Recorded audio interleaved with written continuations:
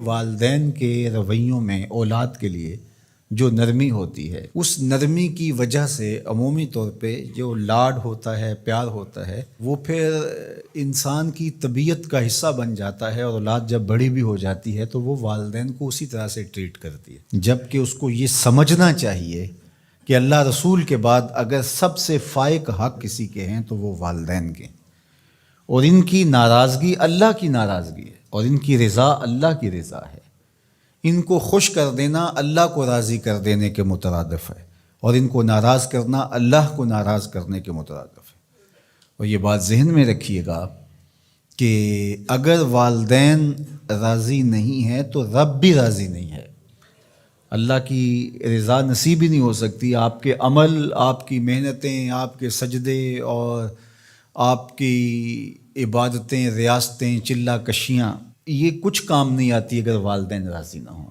تو والدین کو راضی رکھنے کی ہمارے دین نے ہمیں تلقین فرمائی کی۔ اور یہ بھی آپ کو میں بتاؤں کہ کچھ اعمال ایسے ہیں کہ جن کی جزا اور سزا آخرت میں دیکھنا ہوگی، لیکن کچھ اعمال ایسے ہیں جن کی جزا اور سزا دنیا میں بھی بندہ دیکھ کے جاتا ہے۔ ان میں سے ایک عمل والدین کی فرما برداری ہے۔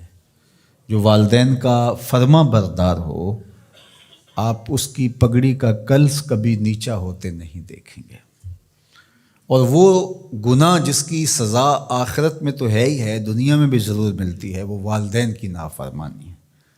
اس شخص پہ نشان لگا لیں جو ماں باپ کا بے ادب اور گستاخ ہو، آپ اس کو دنیا پہ بھی رسوا ہوتا پائیں گے، دنیا پر بھی وہ سرخرو نہیں ہو سکے گا۔ دنیا کے اوپر جتنے لوگ بھی سرخرو ہوئے ہیں، کامیاب ہوئے ہیں، چاہے وہ مسلمان ہیں چاہے وہ کافر ہیں، آپ اگر ان کی تاریخ پڑھیں تو آپ کو نظر آئے گا کہ ان کے پیچھے ان کے والدین کی دعائیں ہیں۔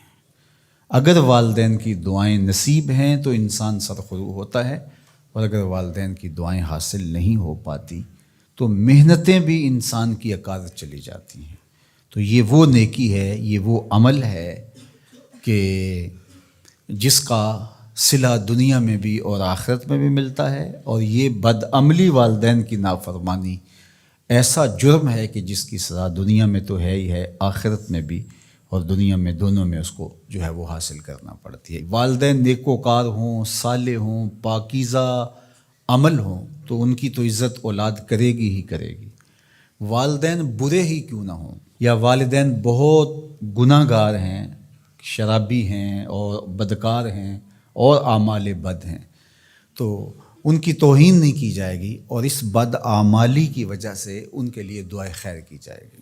حتیٰ کہ والدین کافر بھی ہوں تو ان کا کفر اپنی جگہ پہ، لیکن اولاد ان کافر والدین کی بھی توہین نہیں کرے گی، ان کے ساتھ وہ حسن سلوک کرے گی والدین ہونے کے ناطے سے، اور نیکوکار ہوں، صالح ہوں تو پھر ان کے تو حقوق اور زیادہ عائد ہو جاتے ہیں۔ تو ماں باپ کے ساتھ ہمیں حسن سلوک کرنے کی تلقین کی گئی ہے۔ اچھا، یہاں اولاد کے لیے کبھی مسئلہ بن جاتا ہے، ماں کچھ اور کہہ رہی ہوتی ہے اور باپ کچھ اور کہہ رہا ہوتا ہے، اب اولاد کس کی اطاعت کرے؟ ماں کا حکم الگ ہوتا ہے اور باپ کا حکم اس سے مختلف ہوتا ہے، دونوں کے حکموں کو ساتھ لے کر اولاد نہیں چل پاتی۔ اب کیا کرے؟ تو علماء نے لکھا کہ پہلے تو ماں باپ کو ہی چاہیے کہ اولاد کو مشقت میں نہ ڈالے، کہ ایسا حکم دے کہ اولاد پھنس جائے کہ ماں کی بات مانو یا باپ کی بات مانو، ایک کی اطاعت سے دوسرے کی نافرمانی لازم آتی ہو تو بڑا مشکل مرحلہ ہو جاتا ہے۔ تو والدین کو اتنا خیال اور اتنا لحاظ رکھنا چاہیے کہ ان کو مشقت میں نہ ڈالے، ایسا حکم نہ دیں جو وہ بجا نہ لا سکے، جو ان کے لیے پورا کرنا مشکل ہو۔ اور بالخصوص ماں باپ کی لڑائی کے اندر اولاد جو ہے وہ پس کے رہ جاتی ہے، ماں کی بات مانی تو باپ ناراض، باپ کی بات مانی تو ماں ناراض۔ تو اس میں ایک تو والدین کو ہی چاہیے، لیکن کبھی اولاد پھنس جائے تو مسئلہ شرعی سن لیجئے، وہ یہ ہے کہ گھر کا حاکم جو ہے وہ مرد ہے، تو اگر ماں اور باپ دونوں کے احکام آپس میں ٹکرا رہے ہوں تو حکم مقدم ہوگا باپ کا، تو اولاد کے ذمے باپ کے حکم کو ماننا ضروری ہے، لیکن خدمت میں مقدم ہوگی ماں۔ جب باہر سے بچہ آتا ہے تو کھانے کے لیے یا کوئی چیز، یا رات کو ٹانگیں دبانے بیٹھتا ہے تو خدمت میں مقدم ماں ہوگی لیکن حکم کی تعمیل میں مقدم باپ ہوگا۔